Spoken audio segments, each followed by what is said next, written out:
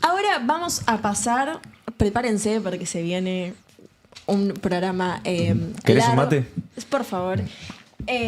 Vamos a pasar a la columna que armamos con Lau sobre el sistema nuclear argentino. ¿Y por qué traemos algo tan local, quizás, acá al régimen?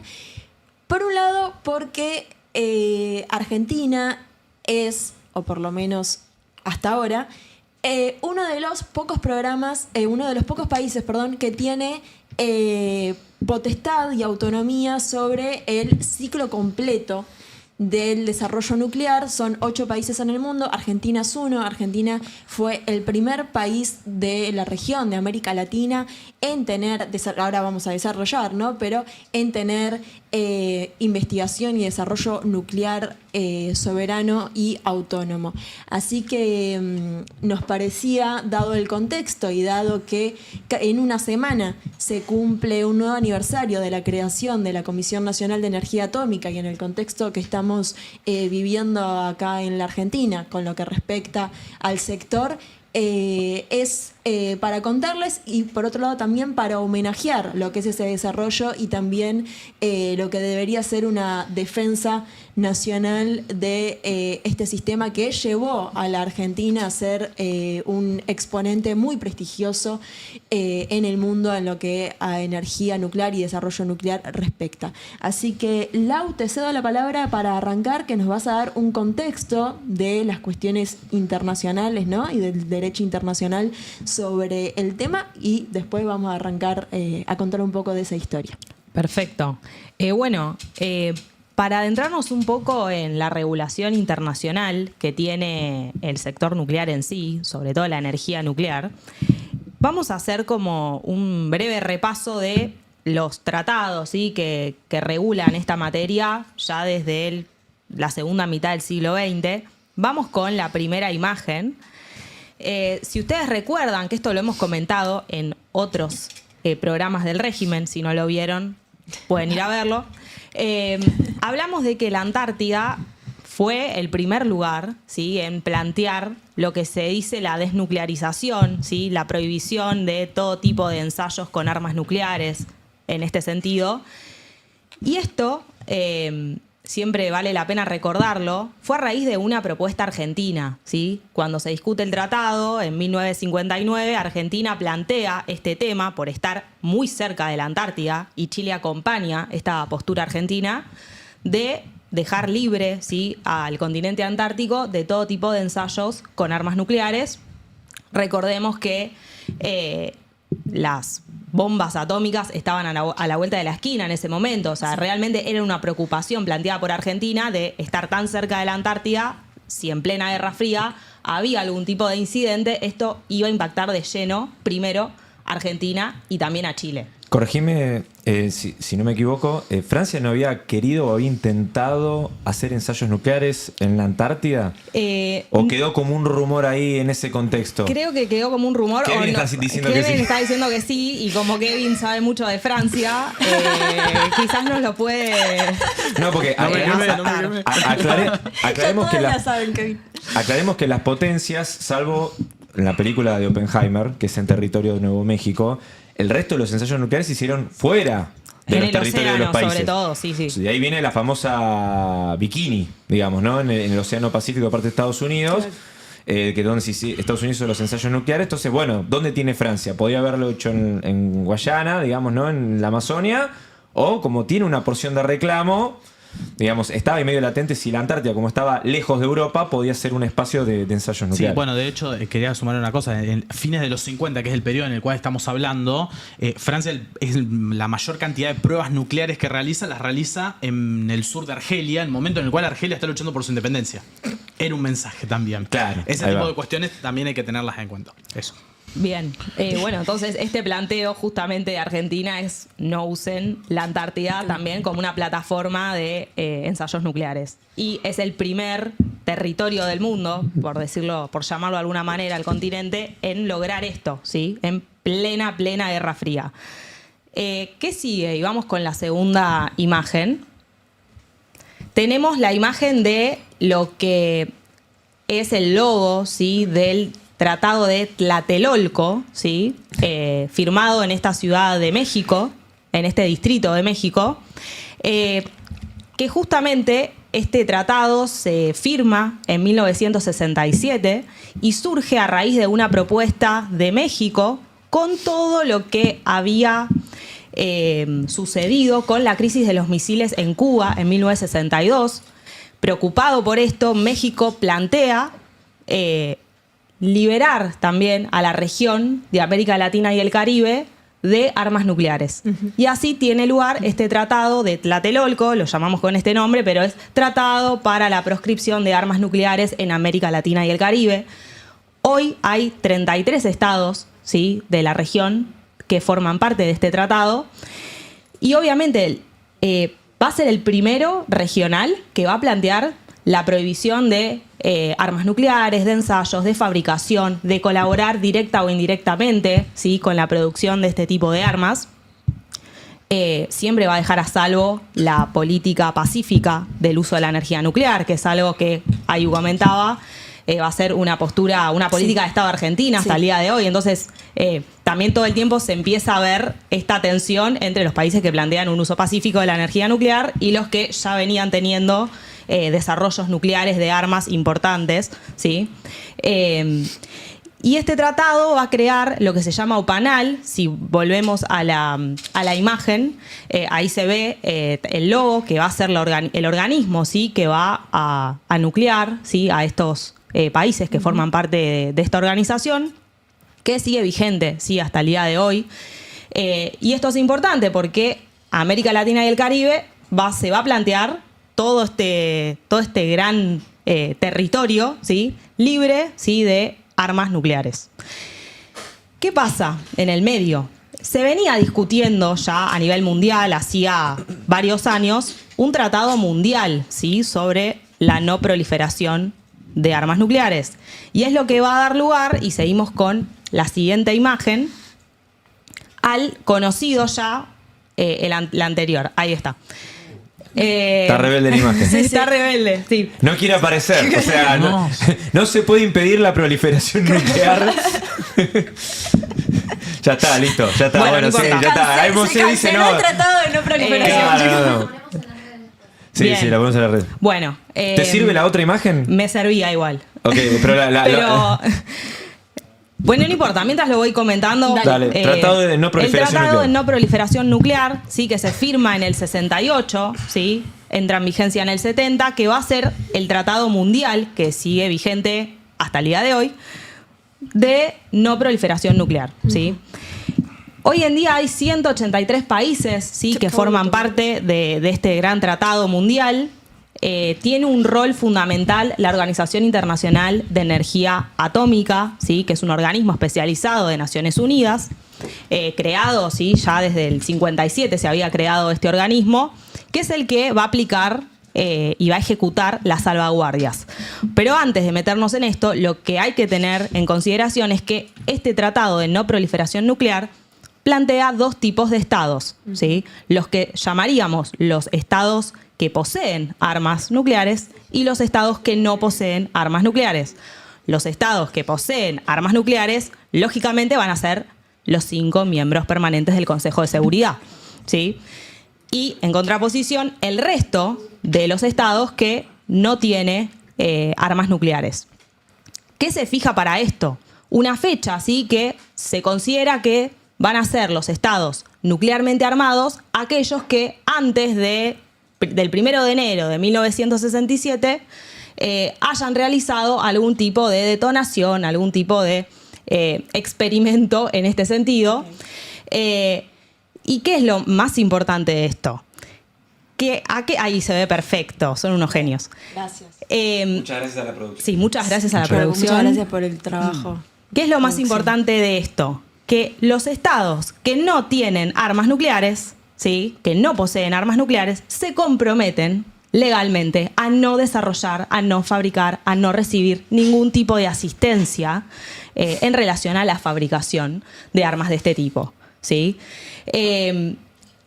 Por el contrario, los estados que sí tienen armas nucleares, no les pesa una obligación en este sentido, en el tratado, como sí les rige a los que no tienen armas nucleares, sin perjuicio de que siempre se menciona la cuestión del desarme, ¿sí? De dejar de incentivar el uso de armas nucleares y etcétera, etcétera. ¿Sí? Pero bueno, hay una distinción muy grande. ¿Sí? El mundo en ese momento, básicamente, con este tratado dice, bueno, ustedes que son los 5 miembros permanentes, las tienen, ¿sí? Y el resto del mundo que no tiene armas nucleares se compromete a no fabricarlas, a no desarrollarlas. Y Lau, ¿quién Sí. no firmó? ¿Quién no firmó el tratado y sí tiene armas nucleares? Bien, si volvemos al mapa, porque esto es lo más interesante, los tratados, lógicamente, los firman los estados de manera voluntaria, ¿sí? Siempre hay presión internacional, ¿sí? Siempre se trata de lograr un número grande de países para lograr la regulación de algunas cuestiones en derecho internacional, pero vemos que hay algunas ausencias importantes, ¿no? India, Pakistán, Israel, bueno, Sudán del Sur porque es muy reciente, ¿sí? Sí, porque iba a decir, pobre, no le van a inventar que va a tener armas Claro, nucleares. Pobre pero Sudán bueno. del Sur, yo no estaba Solo por su- estaba pensando en el chiste fácil. Pero es buena esa, tipo, país nuevo, no firmé, la puedo desarrollar. Es buena. estoy Le exento. tiremos ideas a Sudán del Sur. Y si no veo mal, Corea del Norte, ¿no? Que estuvo y se retiró. Bueno, Claro. Corea del Norte Claro, Corea del formó Norte parte es- y en el 2003 se retira, porque es algo que permite el tratado que por cuestiones de soberanía nacional o que colisione con tus intereses, puedas retirarte notificando, ¿sí? Al organismo, al Consejo de Seguridad, ¿sí? Entonces Corea del Norte claramente se retira y hoy tenemos un gran grupo de estados a nivel internacional que tienen un desarrollo nuclear comprobado, que hemos hablado Sí. en este programa de India, de Pakistán, cómo también ese desarrollo hace que la tensión que exista entre estos dos países Sí, el poder tenga de otro disuasión, color sí. distinto al que tienen dos estados que solamente tienen armas convencionales. ¿Sí? Y también otra característica, ¿sí? Es que los estados que no tienen armas nucleares tienen un sistema se someten, mejor dicho, a un mecanismo de salvaguardias, ¿sí? ¿De qué se trata esto? Las salvaguardias son mecanismos de verificación técnica que hace la Organización Internacional de Energía Atómica con estos países, justamente para verificar que de pronto, si tenés una central nuclear, de energía nuclear, bueno, no estés haciendo otras cosas que vayan en contra del tratado, ¿sí? Entonces hay una verificación técnica muy rigurosa a la que se someten los países que no tienen armas nucleares para verificar el cumplimiento del tratado. Y esa es la entidad que presidió Grossi. La que preside, claro. La que preside, es en la que tiempo preside, presente. sí. Hubo en un comienzo, creo que el titular fue un diplomático, un miembro de Estados Unidos, después de Suecia. Sí, es la primera vez que alguien de la región de América Latina accedía, ¿sí? A dirigir este organismo que está en el centro, digamos, de la tormenta todo el tiempo, y más en este último tiempo, en estos últimos años, con el recrudecimiento de todos los conflictos y el avance de todas las armas también. De hecho, más allá de todas mis diferencias con él dijo, nosotros estuvimos controlando a Irán, Irán no tenía desarrollo nuclear bélico. Digamos, más allá de todo Bueno, lo demás que pueda pensar del tipo. Irán forma dijo- parte del tratado. Claro, ¿sí? Irán de hecho forma parte del tratado, a como- lo que Israel no, y lo primero que dijo fue Irán, bueno, junto con Estados Unidos, ¿no? Irán está construyendo armamento nuclear, etcétera. Bueno, a ellos nadie los puede controlar porque no forma parte del tratado. Irán estaba siendo controlado y estaba certificado que no estaban tras el desarrollo de armamento nuclear. Y hay otra diferencia. No, que me imagino que lo Ah. habrá firmado el Shah de Persia, ¿no? O sea que para cuando llegó la revolución el tratado ya estaba firmado. Es lo que creo y supongo. Porque recordemos también que Irán, sí Intuyo, sí. pasó algo distinto, que es que no firmó el Tratado Antártico. O sea que Irán se autoproclama un reclamante de la Antártida. Pero no importa, perdón. A veces pasa que por más que hayan revoluciones, hay muchas cuestiones de andamiaje del derecho internacional que vienen previo y que las revoluciones después ya no pueden tocar, quedan claro. por todo el costo que implica en términos internacionales retirarse o denunciar un tratado. Y habría que averiguar si eso no lo firmó el Shah, digamos, previo Claro, a la ok. revolución. Y otra cuestión más es que justamente este sistema de salvaguardias tiene como distintos grados, ¿sí? Hay acuerdos muy amplios que hace la Organización Internacional de Energía Atómica con los estados que vieron en el mapa que no tienen armas nucleares, que son acuerdos muy amplios, ¿sí? Que supone la visita in situ, ¿sí? de las centrales nucleares, de todo el desarrollo pacífico de la energía nuclear. Hay salvaguardias que se llaman de ofrecimiento voluntario, que son las que realiza la Organización Internacional de Energía Atómica con los países que tienen armas nucleares, y ven cómo ya desde lo semántico va bajando, ¿no? El nivel de rigurosidad. Y otros acuerdos que se llaman acuerdos específicos que se realizan con algunos países que no tienen, que no firmaron el tratado de no proliferación nuclear. Porque, como dije, la Organización Internacional de Energía Atómica, que tiene un número alto de estados que forman parte, se estableció con anterioridad a este tratado, ¿sí? Entonces, bueno, de ahí viene un poco esto de cómo va bajando, ¿sí? El grado de control que tiene el organismo, porque básicamente, y acá hay una cuestión de poder, porque tienen armas nucleares, ¿sí? Declaradas formalmente. Y vamos con esta última imagen, ¿sí? Que muestra que hubo una evolución también muy grande a nivel internacional de distintas regiones del mundo. Y lo que vemos en la pantalla son todas las áreas del mundo que hoy en día también se consideran libres de armas nucleares.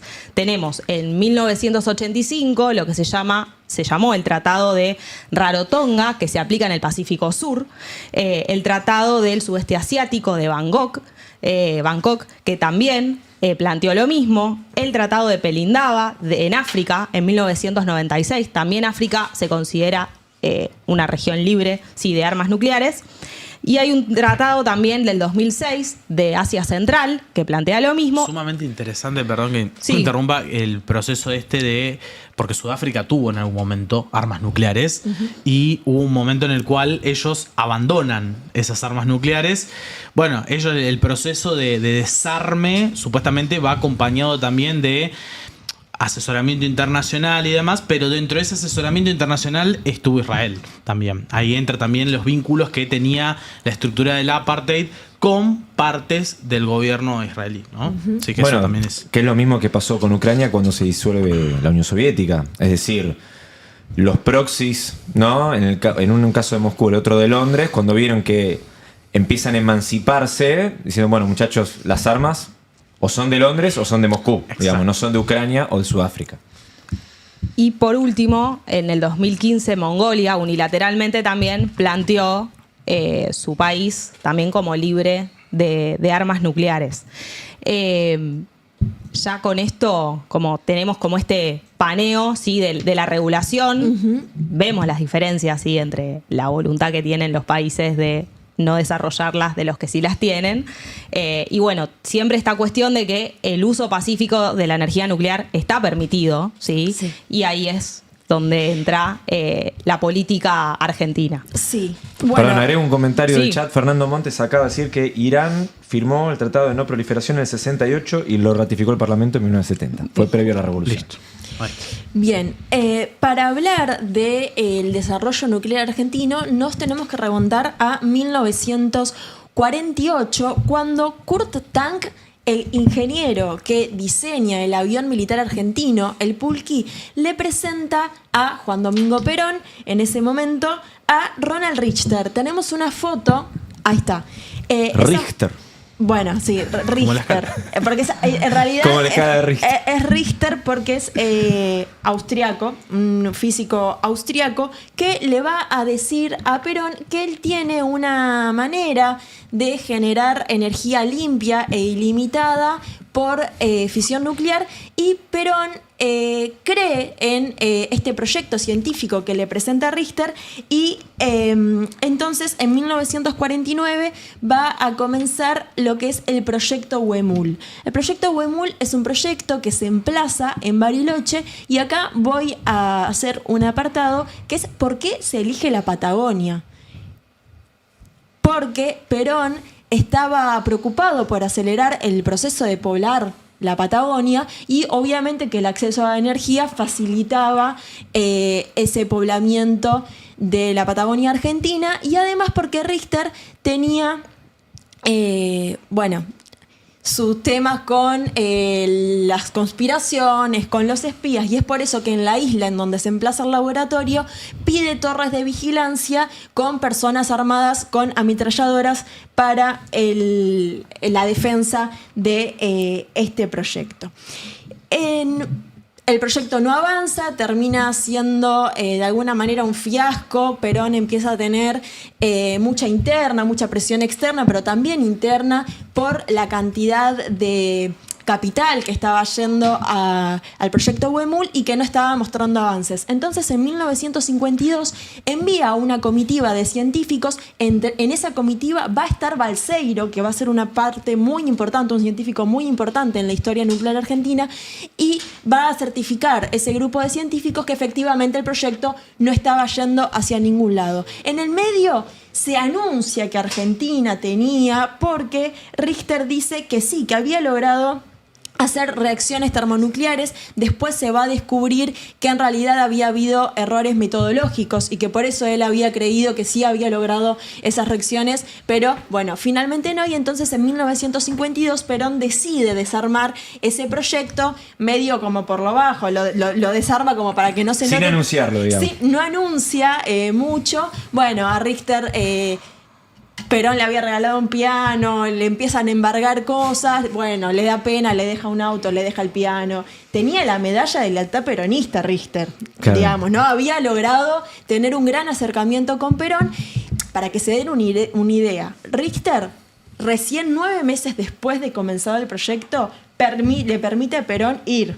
Perón acepta ese plazo y va con Eva. Ahí lo vemos a Richter con el proyecto Huemul, y hay otra imagen que podemos ver donde se ve a Evita con Perón yendo a visitar el proyecto. Aparte el proyecto, bueno, lo arman, se cae, lo tienen que volver a armar, sale todo mal, pero lo importante de eso es que va a sentar las bases, va a dar la excusa, va a ser el marco, va a ser el contexto para que en 1950, 31 de mayo de 1950, Perón, a través de un decreto, va a fundar la Comisión Nacional de Energía Atómica. Y ese va a ser el hito fundacional para lo que va a ser una política sostenida en torno al desarrollo nuclear de la Argentina.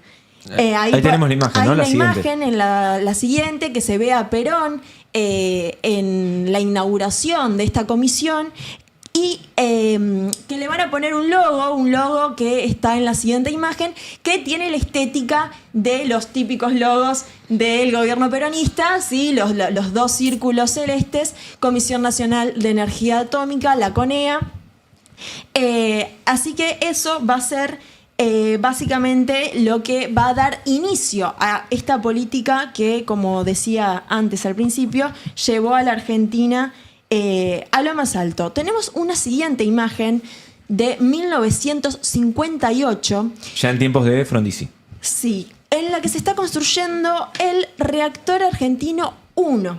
¿Sí? Ese va a ser el hito.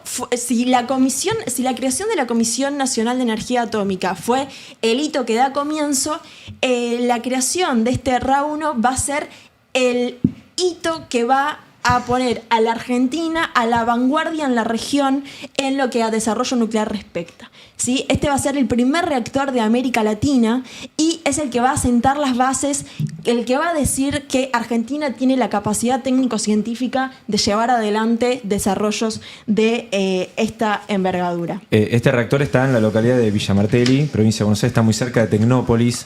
Tuve la oportunidad de ir a las oficinas de la CENEA, que esa es como una de las principales, y me contaron la historia de que uno de los que, digamos, generó el diseño, ¿no?, de desarrollo de este reactor fue, no recuerdo ahora el apellido, un científico que viajó a Estados Unidos, vio un reactor en Estados Unidos, se lo memorizó, volvió, lo dibujó, y en base a lo que él vio, o sea, lo redibujó y al final terminó funcionando. O sea, pero fue como veo registro y plasmarlo en un reactor. Así que así surgió el primer reactor argentino. Estamos hablando, toda la gente que está involucrada, estamos hablando de toda la gente que está involucrada en estos desarrollos, estamos hablando de las más altas capacidades científicos y técnicas que tiene la Argentina, ¿no? En conjunto con un montón de otros organismos de desarrollo científico técnico argentino.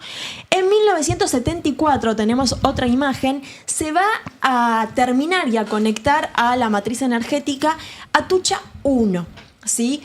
La primera central nuclear también de América Latina, y es la que va a inaugurar la generación nucleoeléctrica de Argentina. Es una central que sigue funcionando, que fue refaccionada y puesta en valor durante los gobiernos de Néstor y Cristina Kirchner. Pero esto se termina inaugurando ya en el tercer gobierno de Perón.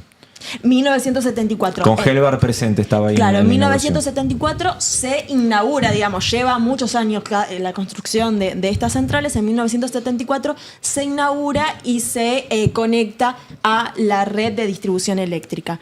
En 1984, la imagen siguiente... No, esa imagen no es... No, se nos fuimos. Estamos en otro lado. Nos está hackeando Fer, nos está hackeando Fran. Ahí está, ahora sí. Embalse, Bueno. esto es en Córdoba. Perdón, aprovecho para contar un dato de color de Atucha. No pasa nada, No pasa Moisés. nada. Atucha está en la localidad de Lima y está prácticamente montada sobre el río Paraná. Tenemos un mapa de No eso, dije nada. así que cuando tengamos el mapa... No dije nada. Estamos en Embalse ahora, en la provincia de Córdoba. Estamos en Embalse, 1984. Esta foto es de la actualidad, pero en 1984 se conecta también esta central de Embalse.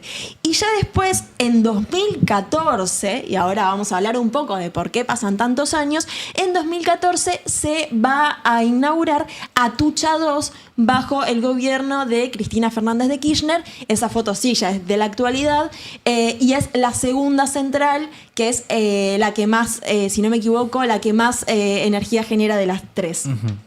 Entre las tres centrales generan casi el 8% del consumo eléctrico del país, es decir, unos 1.700 megawatts. Y hay que destacar para algo que voy a comentar más adelante, que es que estas centrales son superavitarias, ¿sí? Es decir, cuando se discute siempre, ¿no?, si las empresas tienen que ser estatales o no, más allá de que hay cuestiones que no tienen que ver con lo económico, sino con el ejercicio soberano de las cuestiones estructurales del país. En el caso, además, de las centrales nucleares argentinas, tienen superávit en sus balanzas comerciales. O sea, cuando hacen los números dan muy positivo. Entonces, esto va a ser clave para discutir lo que está pasando en la actualidad. Y para que Juan se saque las ganas, tenemos en la siguiente imagen un mapa. En este mapa se ven dónde están ubicadas las centrales nucleares. Como decía Juan, tanto Atucha como Atucha 1 como Atucha 2 se encuentran en los márgenes del río Paraná, y ahí no sé qué querías agregar. No, respecto de Embalse Córdoba, cuando se habla de la guerra de Malvinas y las hipótesis de un ataque al continente de parte de Gran Bretaña, la razón por la cual Córdoba estaba en la lista de objetivos posibles del continente eran Río Grande y Córdoba, no Buenos Aires como cantaba y como canta Charly García. En parte era por Embalse.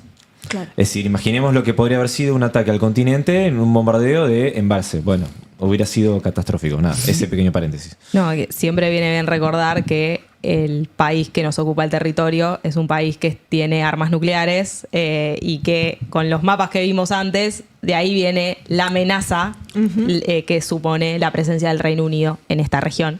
Y quiero también sumar algo más. Tuve la oportunidad de conocer a Atucha con unos colegas y compañeros hace unos años. Tiene los estándares de seguridad y de calidad que son altísimos, pues estamos hablando de industrias de vanguardia, ¿sí? En lo más alto en los términos de seguridad, y es impresionante esa construcción en Argentina. O sea, resalto esto, la seguridad que tiene Atucha. No sé si después vas a terminar hablando de también de las malas lenguas, ¿sí? Sobre la energía nuclear, ¿no? Bueno, y todo lo que estuvo pasando en los últimos años. Bueno, esta es otra cosa importante, ¿no? La energía nuclear es realmente Limpia. Es realmente limpia. Cuando se lleva adelante de manera responsable en torno a lo que son los residuos nucleares, es la generación de energía más limpia que se puede conseguir, y por eso también es tan importante, y sí voy a abordar sobre este tema al final, porque ahora en la actualidad con las nuevas economías vinculadas a inteligencia artificial y a data centers, se convirtió en un punto tan central, sobre todo para las potencias que quieren tener. Bueno, de hecho en Alemania están renegando bastante con eso, porque digo, en los últimos años en Alemania hubo una campaña muy fuerte para dejar de lado el sector nuclear, que fue promovida por los verdes, por el sector progresista. No, es que el Partido Verde Alemán es el primer partido político ecologista de la historia de la humanidad. Exacto. Que nace en los 70. Y justamente una de las agendas que los verdes promovían era esta idea de cerrar centrales nucleares, y es algo que en el medio después del contexto de la guerra de Ucrania, la cuestión de se cortó el flujo del Nord Stream, todo lo que implicó y demás, empezaron a activar el carbón.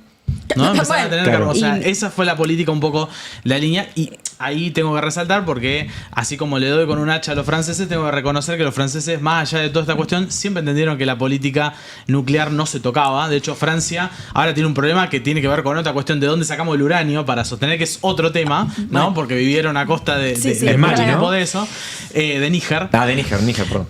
Pero tienen 54 centrales nucleares los franceses. Sí. Entonces estamos hablando, y nunca cerraron ninguna. Entonces hay una política nuclear muy claramente definida ahí, que va más allá de la cuestión de las armas nucleares, tiene que ver con realmente un sostén civil que también se le da a esa sociedad. Sí, y además, bueno, ahora voy a hablar también de otras aplicaciones que no son solamente la energía, ¿no? Que tienen que ver con los usos del uranio, con todo lo que tiene que ver con los desarrollos tecnológicos nucleares. Para hablar de cómo se desarrolla, hay que hablar también de todas las empresas, además de la Comisión Nacional de Energía Atómica, que forman parte de ese entramado productivo en torno a la industria nuclear de la Argentina. En 1907 hay una imagen. Se va a fundar, en realidad, al principio, Enrique Pescarmona funda los talleres metalúrgicos en Mendoza, que en 1965 se va a constituir con la razón social de IMSA. IMSA, que es una industria clave para la fabricación de componentes de alta precisión. IMSA está presente en las centrales hidroeléctricas de Yacyretá, en los desarrollos de YPF, va a estar muy, muy, muy de la mano de todo el desarrollo de esta industria pesada que conlleva estos desarrollos nucleares. En 2021 la tiene que rescatar económicamente el Estado argentino. O sea, el Estado argentino decide rescatar a la empresa con una inyección de activos, y ahí se queda con el 63,7% de las acciones de la empresa. Otra parte de la plata la pone el gobierno de Mendoza, un 21 y pico %.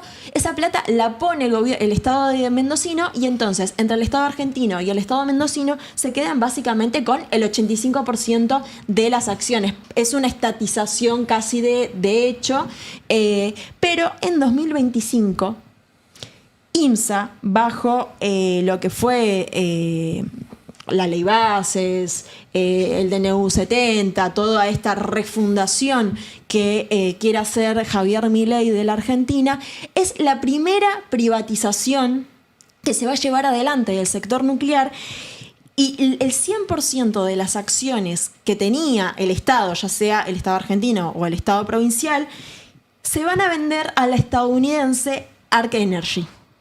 Y esa va a ser la primera introducción de capitales extranjeros a las empresas clave para el desarrollo nuclear argentino. Es decir, en 2025 ingresa por primera vez un capital extranjero a formar parte de este entramado empresarial. No hablo de las tercerizaciones, hablo específicamente de estas empresas que constituyen el entramado que hasta entonces era una política de Estado. ¿sí? Ahora estamos hablando de capitales privados con sus propios intereses, pero no solamente privados, sino que extranjeros, ¿sí? Particularmente estadounidenses. En 1976, vamos con la siguiente imagen, va a surgir Nucleoeléctrica Argentina, NASA. Nucleoeléctrica Argentina... INVAP. 76. ¿Dijiste 76? Perdón, 1976 INVAP, perdón. Qué buen equipo que somos, Sí, ¿eh? Muchas gracias, Juan Rattenbach. Vuelvo. Nucleoeléctrica Sociedad Anónima en 1994. Sí, 1976 INVAP. Investigaciones aplicadas, Sociedad del Estado. Gracias. Después lo tengo dado vuelta en la hoja y fue por mirar la hoja y no mirar la foto. Bueno, INVAP va a ser también una empresa totalmente imprescindible en todo este desarrollo porque desarrolla y fabrica tecnología nuclear, pero también vinculada a la medicina y vinculada a lo espacial. Y acá voy a hacer un paréntesis porque mi tío abuelo fue parte del Instituto Balseiro, fue parte de INVAP, le mando un beso a mi abuela, su hermana, porque fue uno de los científicos que comenzó con los desarrollos de investigación de lentes y de óptica para los satélites argentinos, así que le mandamos un beso a mi abuela que seguramente está mirando. ¿Y por qué va a ser también tan importante esta empresa? Porque en 1983 va a ser la empresa que logra enriquecer uranio por primera vez en la Argentina. Y tenemos una foto de un diario de la época que dice: la Argentina ingresó al Club del Uranio. Bueno, ahí dice, ¿no? Reiteró el principio del uso pacífico de la energía, esto que señalaba Lau, pero es otro gran hito de la historia argentina, porque cuando hablamos de que Argentina maneja el ciclo completo del proceso nuclear, bueno, esto es fundamental, tener la capacidad de poder enriquecer su propio uranio. Ahora sí, pasamos a Nucleoeléctrica Sociedad Anónima. Te querías apurar a ir a los 90, me parece. Estaba pasada de rosca. Nuestra NASA. Nuestra NASA. De hecho, yo ayer, buscando fotos, ponía NASA, claro. No, NASA Argentina. Y ahí salían, por supuesto, estas fotos de esta empresa que en realidad surge en 1994 bajo el gobierno de Carlos Saúl Menem, cuando Menem intenta achicar, reducir y reestructurar la Comisión Nacional de Energía Atómica. Va a escindir parte de la empresa en Nucleoeléctrica Argentina, que también queda sujeta a privatización parcial o total, y esa privatización no sale porque no hay ningún inversor privado que quiera apostar a largo plazo. Entonces ahí como que Nucleoeléctrica Argentina se salva y va a ser la empresa que tenga potestad y tenga la potestad de cuidar, de desarrollar y de llevar adelante las 3 centrales nucleares de la Argentina, su mantenimiento, su funcionalidad, la logística, etc.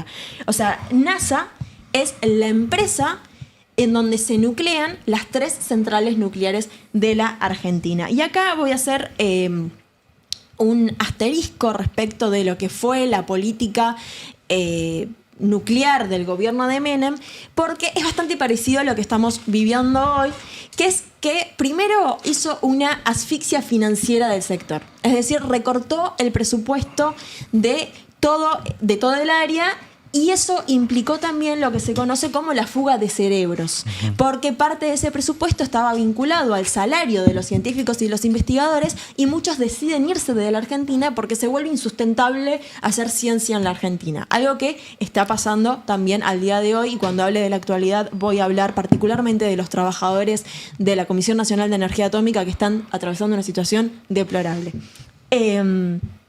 Bueno, también paraliza el CAREM, la Central Argentina de Elementos Modulares, en 1998. Y, es decir, hay ahí un intento de desguace del sector nuclear argentino.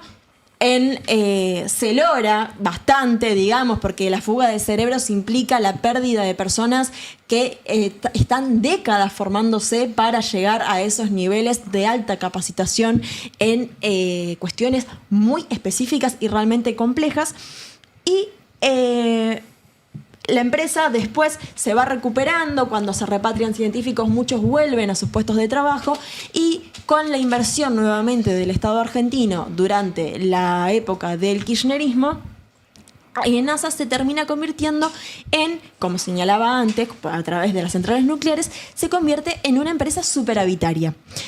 Para que se den una idea, en el primer trimestre del año pasado, de 2025, solamente en el primer trimestre tenía una ganancia de 70.000 millones de pesos. O sea, en un trimestre, Nucleoeléctrica Argentina tenía esos niveles de ganancia. Pero en 2024, a partir de esta ley bases que mencionaba hace un ratito, queda sujeta a privatización y es ahí que se abren los pliegos para la privatización del 44% del paquete accionario de esta empresa estatal. Pero además con una particularidad, que es que ese 44% de acciones se tienen que vender en paquete. Eso quiere decir a un único presentador, digamos, de licitación para quedarse con esa propiedad. Es decir, que una sola empresa podría quedarse, por más que le quede el 51% a la República Argentina, quedaría en manos de una empresa privada. Además, con la salvedad de que se permite también el ingreso ahí de capitales extranjeros. Lo mismo que pasó con IMSA. Esta licitación, que es algo que vamos a tener que mirar, se cierra en noviembre de este año. Es decir, en noviembre de este año nos vamos a enterar quién se va a quedar con la empresa que maneja las centrales nucleares de Argentina. Y ya que estamos hablando de centrales nucleares y que hablamos del enriquecimiento de uranio y todo, vamos a hablar un poco de qué es el uranio, ¿sí? Bueno, tenemos ahí una imagen de los isótopos de uranio. El uranio es un químico metálico radioactivo natural, ¿sí? Que se encuentra en diferentes isótopos, ¿sí? El que se usa para la energía, para la generación de energía nuclear va a ser el uranio 235, que es un isótopo que se encuentra solamente el 0,7% de las reservas de uranio son de este isótopo 235 y es el que se usa como combustible de los reactores nucleares. Así que el enriquecimiento de uranio lo que hace es básicamente que aumente la proporción del isótopo fisionable, o sea, el que va a servir para la fisión nuclear, en el uranio natural. Es decir, el uranio que se encuentra en el 99% de las reservas, que es el uranio 238, aprovechar la mayor cantidad de proporción para tener uranio 235, que es el que va a alimentar a los reactores. Argentina tiene no sé si tenemos, tenemos una siguiente foto, acá no me voy a detener, pero que son de donde están, digamos, las reservas de uranio. Aquí hay una salvedad. El gobierno de Javier Milei dice que somos la Arabia Saudita del uranio. A ver, es verdad que Argentina tiene uranio, tiene entre 33.000 y 36.000 toneladas de uranio, se calcula, pero no es que tenemos una cantidad de uranio tampoco como para tirar manteca al techo. Y el problema que estamos atravesando es la extranjerización de la explotación de este recurso, que me comentaba, pues estuve en el Centro Atómico Constituyentes hablando con especialistas como Rodolfo Kempf, que me decían, si es muy agresiva la extracción, digamos, porque lo que está pasando, que es que están yendo a todas estas reservas al mismo tiempo y además vía el RIGI casi sin control, bueno, no sabemos cuánto tiempo en realidad van a tardarse en agotarse las reservas. Al consumo argentino, y como venía sucediendo, teníamos para 150 años de uranio. Ahora eso queda en un veremos y todavía no están las cuentas, digamos, al respecto de cuánto puede llegar a durar. Y acá voy a hacer también un paréntesis, que es que los primeros depósitos de uranio se descubren en 1946 y las minas van a tener el nombre de Soberanía e independencia. Sí, así como algo que quería resaltar, ¿no? Porque tiene que ver mucho sobre cómo es que se proyecta este plan.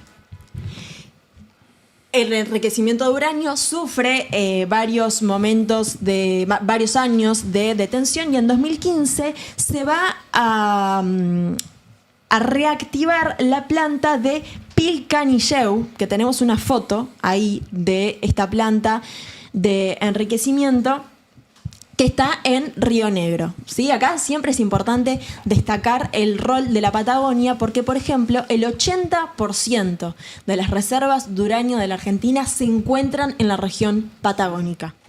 ¿Sí? O sea, esto no es menor porque vamos a ver en la actualidad el despliegue que hacen las potencias en la Patagonia Argentina, en parte tiene que ver con estos recursos. También le cabe a la provincia de Mendoza. Sobre lo que es el enriquecimiento de uranio, voy a hablar también de que se frenó el proyecto LASI. Tenemos una foto, esa. Eso era un proyecto que se detiene por falta de presupuesto, por recorte presupuestario de parte del gobierno de Javier Milei, que era el enriquecimiento de uranio vía láser. ¿Sí? Esta es la última tecnología en lo que es enriquecimiento de uranio. Esto era un desarrollo argentino, es un desarrollo argentino, pero que en este momento se encuentra totalmente paralizado. Voy a sintetizar las aplicaciones del uranio muy rápidamente. Tenemos una foto que es la que sigue, que es, bueno, medicina nuclear. Sí, todo lo que tiene fundamental que ver. esto.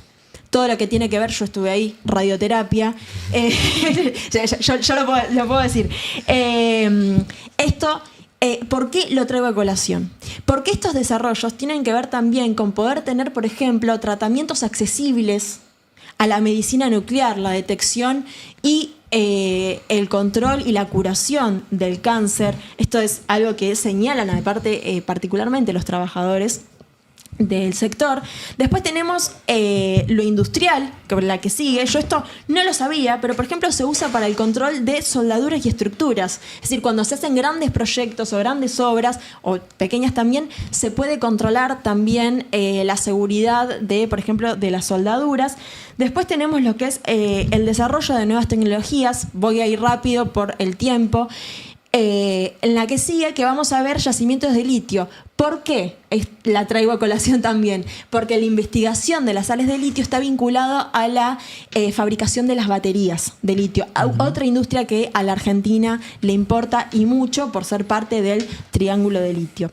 Y por último, investigación y desarrollo, y ahí entra, por ejemplo, el RA10, ¿sí? El reactor argentino multipropósito que se usa para investigar. Y esto es para ciencia de materiales, para probar combustibles, componentes de reactores de potencia. Es decir, es el reactor que se usa para hacer las investigaciones y experimentar para mejorar, digamos, las capacidades tecnológicas del país. Y acá ya entra ¿quién empezó a extraer, ¿no?, el uranio en la Argentina? Yo comentaba recién que algunas empresas, sobre todo estadounidenses, estaban reactivando proyectos, estaban empezando con la extracción del uranio, algunas más a la vista, otras más ocultas en asociaciones o en estructuras societarias más complejas, pero todas con el mismo nivel de impunidad, ¿no? Digamos, esto se da en un contexto de extranjerización de la explotación, sobre todo por los marcos legales y jurídicos que logró Javier Milei desde el comienzo de su mandato, y también en el marco de que en febrero de 2026 hay una foto. Esa foto, Argentina y Estados Unidos lanzan el marco estratégico para fortalecer las cadenas de suministro de minerales críticos. Y ahí entra el proyecto Huemul Mendoza, ¿sí?, un yacimiento que tiene uranio, que tiene cobre, que es fundamental para la infraestructura eléctrica y tecnológica, pero también tiene vanadio. Y el vanadio va a ser un elemento que es un componente crítico en las baterías de flujo para almacenamiento a gran escala, ¿sí? Y ahí entra esto que mencionaba antes de los grandes centros de datos, de las criptomonedas y de la inteligencia artificial. Todos estos recursos, el uranio, el cobre, el vanadio, forman parte de todos los minerales críticos que necesitan ese tipo de industrias para poder llevarse adelante y para bajar las emisiones de carbono cuando se habla de energía convencional. Es decir, la energía nuclear les da como ese changüí de sustentabilidad en algún punto a estas grandes industrias y en esto lo enmarco con el hecho de que esté Peter Thiel en la Argentina. A mí me parece interesante también sumar que en medio de lo que es una subasta, lo que parece una subasta que se ha habilitado con el RIGI y con otro tipo de políticas, el año pasado una de las visitas de Estado que recibió Milei acá fue la visita de Macron. De hecho, él se firma un memorándum de entendimiento, y ese memorándum de entendimiento, uno de los aspectos que contemplaba era justamente la cooperación en la extracción de uranio. Y a mí me parece que en medio de la política que actualmente Trump tiene, donde tiene muchísimas tensiones con Macron, este avance también de Estados Unidos sobre la cuestión del uranio en Argentina se puede enmarcar perfectamente dentro de lo que es esa disputa que Francia y Estados Unidos tienen en varios lugares. Empezando, por supuesto, en el continente africano, pero que también se traslada a otras áreas, sobre todo en el continente americano, donde, siguiendo la política del hemisferio, que es lo que tanto plantea Trump, Argentina, y más con el gobierno de Milei, claramente está alineado dentro de esa postura. Entonces también hay como una cuestión de acorralar o de darle un cerco a Francia en ese sentido, y me parece que este avance y este acuerdo que mencionábamos que se firmó en febrero y con el cual se está avanzando, también es parte de esa estrategia de Estados Unidos de quedarse con mercados que Europa también venía mirando de reojo, sobre todo a raíz de los acontecimientos que, bueno, ya hemos hablado en otros momentos, los acontecimientos sobre todo del continente africano, ¿no? Así que eso también es parte de este tablero donde a veces pensamos Occidente como una unidad en todo sentido, pero claramente hay agendas y a veces existen ciertas tensiones, sobre todo cuando se empiezan a pisar zonas de influencia o zonas que los países consideran de su propia influencia.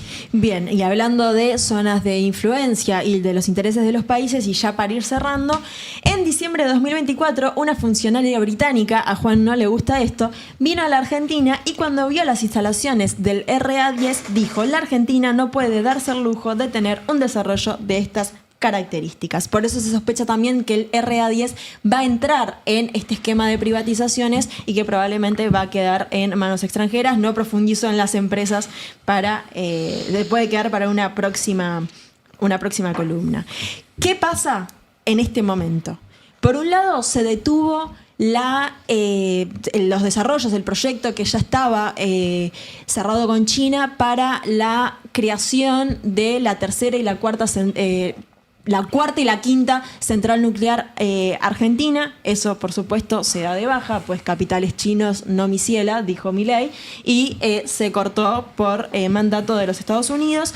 Se detiene el CAREM, que estaba a un 70%, ya estaba muy próximo a terminarse.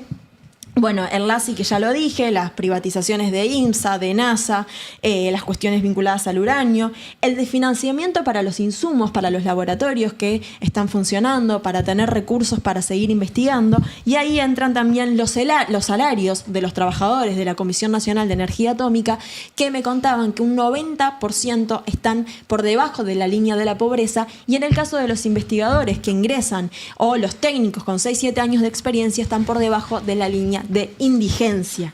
¿Sí? O sea, ese es el nivel de desarme que se está haciendo del sector nuclear en la Argentina. Sí, para cerrar un último aporte que también me parecía significativo.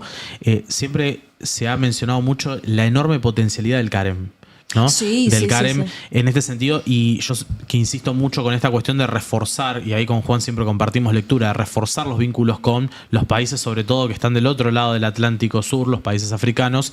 Hay un boom de países africanos que hoy están intentando avanzar con la idea de la energía nuclear en términos de uso civil, claramente. Bueno, Argentina de hecho le vendió a Sudáfrica. Exactamente, y ha habido cooperación con países como Egipto, que también están avanzando en ese sentido. Entonces, realmente la potencialidad y en este sentido el rol protagónico que Argentina ha tenido dentro del sector nuclear es indudable, y en un escenario donde hoy los países africanos están pensando en esta cuestión de emancipación en muchos aspectos, de trabajar la energía nuclear y demás, uno piensa qué potencial que tendría el CAREM.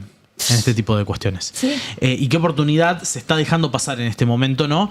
Que siempre que también pensamos en esto, a ver, la realidad es que los mercados que nosotros dejamos pasar los ocupa alguien y generalmente es el gigante que tenemos al lado nuestro. Nos pasa con el sector agrícola, nos pasa con el sector de maquinaria, logística, etcétera. Entonces creo que también un poco eso son cuestiones que hay que tener en cuenta, por eso está buenísimo traer la importancia de la energía nuclear en el sector estratégico argentino. No solamente por lo que decís vos, de que si no viene otro y lo ocupa, sino también porque estos desarrollos cuando se abandonan, después recuperarlos lleva Décadas. muchísima inversión y muchísimo tiempo. Son décadas de trabajo que se pierden y décadas de trabajo que vendrán por delante para recuperar esos proyectos cuando sufren un abandono. Y esto lo quiero contextualizar, porque así como mencionaba Kevin recién, esto pasa en un contexto geopolítico y argentino en donde se dan ejercicios militares conjuntos con los Estados Unidos sin la aprobación del Congreso. La licitación de la vía navegable troncal, que vamos a saber los resultados, probablemente también lo vamos a mencionar, se habló mucho de eso acá en el régimen, pero que lo vamos a traer a colación ahora cuando se sepan los resultados de la licitación. Los pliegos de privatización de AISA, ¿sí? Aguas y Saneamientos Argentinos. 20 millones de argentinos dependemos de AISA por la región que ocupa y a esto se agregan todos los acuerdos, los tratados que tienen provincias argentinas con Mecorot, la empresa de agua estatal israelí. El patrullaje de Estados Unidos en mar argentino, que van a abordar ahora los chicos en su columna. Un proyecto para liberar los recursos hídricos para data centers de inteligencia artificial y la sacar el límite de la extranjerización de la tierra. La venta de Transener, la mayorista que transporta la energía eléctrica del país, y la privatización de las 4 hidroeléctricas de la Patagonia. ¿Y querés una reciente del día de ayer? Enargas a punto de ser comprada por emiratíes. Bien, eso lo voy a especificar en algún momento. Quiero hablar del vínculo de Emiratos Árabes y la Argentina. De esto vamos a hablar largo y tendido. Por último, en los primeros días de mayo, una visita de 7 funcionarios del Departamento de Estado a los centros atómicos de Bariloche, Ezeiza y Constituyentes.